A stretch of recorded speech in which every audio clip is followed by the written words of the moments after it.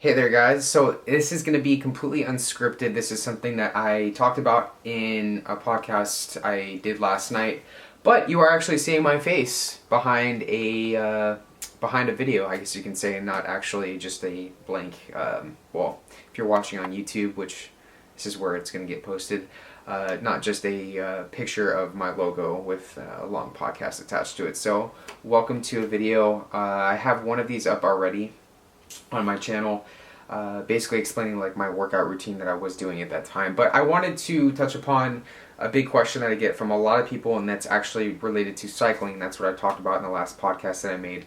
I want to really just dive into more about what goes into cycling and use this as a resource for a lot of people that go to my main channel, ErikTheElectric, and ask me basically all about cycling, what kind of bikes to get, what kind of drills to do, what kind of workouts to do, a lot of other structured stuff when it comes to cycling, because I do have a passion for cycling. I want to talk more about it, and I do want to, again, use this more as a resource for people. So this first video, everybody, is just going to be really talking about, the big question when people ask me or when they see my videos is how to get started into cycling. But obviously when you want to start riding, what kind of bike to buy. So that is huge, and for a lot of you that aren't really aware of my past and me as a person, I didn't really just pick up the bike one day and go, cool, I'm gonna ride bikes and that's my pride and joy. There's pretty much a story that goes into it, as if you find a hobby like cycling, for example, or hiking or swimming, I would say that a lot of people have similar stories that kind of fall into it somehow. And I started cycling. I picked up my dad's mountain bike and I started riding back a while ago, and I found that riding a hardtail 29er 18 to 20 miles on the hilly terrain and on the road primarily was not the way to start riding bikes. And so I eventually found that there things called road bikes existed, and you could get thinner tires, and you could have tires that did not have tread on them. And for those of you who aren't aware about tread, making these videos very simple is going to be my whole goal here, everybody. Tread is basically how much the little knobs are on your tires. So if you have more tread, that's going to give you more resistance when you are on the road, versus when you're on the mountain, you're not going to nearly need as much tread, or I should say, you're going to need more tread when you're on the trails. So that's how I got into cycling. I didn't feel like really, lugging around a gigantic mountain bike on the roads was really conducive to anything. So narrowing it down to the question that I get asked a lot by people, that's how I started cycling. But what kind of bike should you buy as a beginner? So I worked in a bicycle shop for a long time, and obviously when you walk into a bicycle shop, you're going to get asked a bunch of questions. You should get asked a bunch of questions about your riding style, what you want to do with the bike, but you really need to think of your options. You need to do your research before you go into a bicycle shop. I always recommend the first thing you should do is actually do your research. Don't just walk into a bicycle shop and go, okay, cool, I want to buy a bike today. That's where I come into play. This should be one of your first steps to do with research. So once you figure out, your type of riding style, that's what you should narrow it down to. So when you talk about what you want to do with the bike, you have riding on the road and you have trail riding. If you're a student, you should look into getting a commuter bike. And typically commuter bikes look like flat handlebars. You could do drop bars like what I ride. Those are on road bikes. They can be on commuter bikes as well. So if you're going to mainly do road riding, look into something with flat bars, with drop bars as well. There are a lot of different brands out there, and it's really easy to get overwhelmed by that.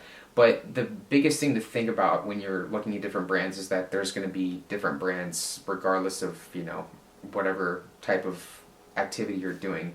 Brands are gonna have different price points. I've ridden personally in cycling. I've ridden Specialized. I've ridden Fuji. I've ridden Scatante. I've ridden Giant, which is what I currently ride right now. I've had so many different bikes. I've ridden Trek. There's great bikes in everything, guys, and I'm not gonna just say one brand is the best, because that would not be true. So do your research and think about also, this all comes down to it, but your budget. What do you want to spend your money on? Because this is something that you're going to be using, and hopefully using a lot. So you want something that's going to be good, and I can guarantee though, guys, is that what you want to make sure that you do is go to a local bike shop. Do not go to Target or Walmart or any one of those big name stores, because chances are, and this is again coming from years upon years upon years of working in a bicycle shop, you're going to, well, this is what's going to happen. The bike is going to break, and you're going to take it to the local bike shop when it does break, and you're going to have them fix your bike for you, because that unfortunately is what happens when you get bikes that are produced in such massive quantities. When they're sold in these big name stores, they break down, and stuff happens like that. So stay away from the Walmart, Target, Costco bikes. If you want something that's going to be good, I'm just going to say it right off the bat, expect to be over $350 to $400.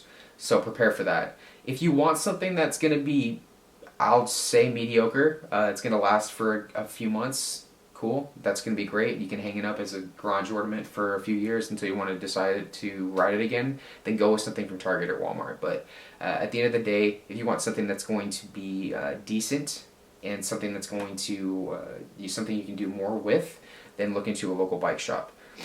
So that being said, when you want to move forward and everything with your cycling, and you've determined what you want to do with it, whether it's mountain riding, whether it's road riding, whether it's just general commuting, there's also tandem bikes, there's recumbent bikes and everything like that, but that's not necessarily something that I feel like is going to pertain to a lot of you. For those of you who aren't aware, recumbent bikes are more along the bikes that you sit back at. So if you're at your local gym, you'll see people that are just literally just sitting down or laying kind of slightly backwards, and they're just not really, it's kind of more of a leisurely style riding. It's usually for people that are impaired in some way and can't really ride. And then tandem bikes are 2 people to a bike. So that's pretty much what goes into most riding styles. But if you are a person that likes to ride on the road and you want to overcome that fear of drop bars, because that's mainly what scares people away from drop bar riding, it's what scared me away from it, the biggest solution to that, everybody, and this could be an entirely separate video, is actually overcoming the fear of it. I can tell you just from personal experience, it goes away within your first few rides. You really just have to get used to it. I always say, I always pushed people to ride towards drop bars, and getting shoes and pedals, all the accessories and everything that goes into it. Again, that can be an entirely separate podcast, but if you're going to get a drop bar road bike, you want to do more with it, you want to do something like I do, that's again something that's going to really come down to budget. So we talked earlier about $300 to $400, but if you want something that's going to be good for a road bike, expect to be anywhere within the $800 to $1,000 range, and that's going to create a lot of controversy with some people. But guys, with what's out right now, components wise, frame wise, you definitely can get something that's very, very good for around that price. Again, you can go on Amazon, you can go on any one of these bicycle online websites, or Costco, Target, all of those places, and you can see bikes within the $300 to $500 range with drop bars, and it's just not a good investment. Just take it personally from me. What you guys hear me say that, but the reason why it's not a good investment is because the quality of the components and the fact that they're produced in such massive quantities allows them to break down a lot quicker. They're not used to wear and tear. They're not used to stress put on the frame. Things like that happen with bikes like this that are such low quality. When you look into brands like Specialized, like Fuji, like Trek, like Giant, who is the largest bicycle manufacturer in the world, you get such quality components. They're pretty much all handmade, depending on which brand you go with.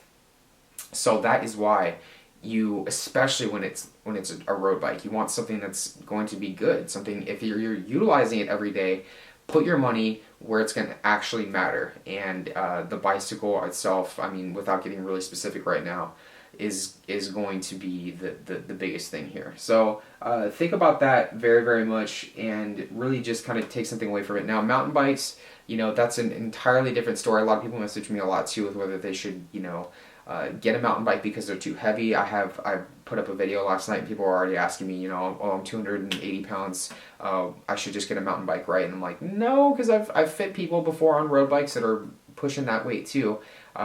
Generally speaking, there's obviously going to be a capacity to what you decide to go with, but Just because you're overweight does not necessarily mean you need to get a mountain bike unless it's really coming down to you just not really feeling the most secure being on a road bike and comfortable with that, with how people look at you, which you really shouldn't consider, because people of all shapes and sizes can fit on road bikes. Let me just tell you right now. So if you want to get a mountain bike, hardtails, full suspensions, that's great too, but I'm a roadie and I always recommend to check out road bikes first and foremost for your riding, because it's so much fun, just like mountain biking is fun too.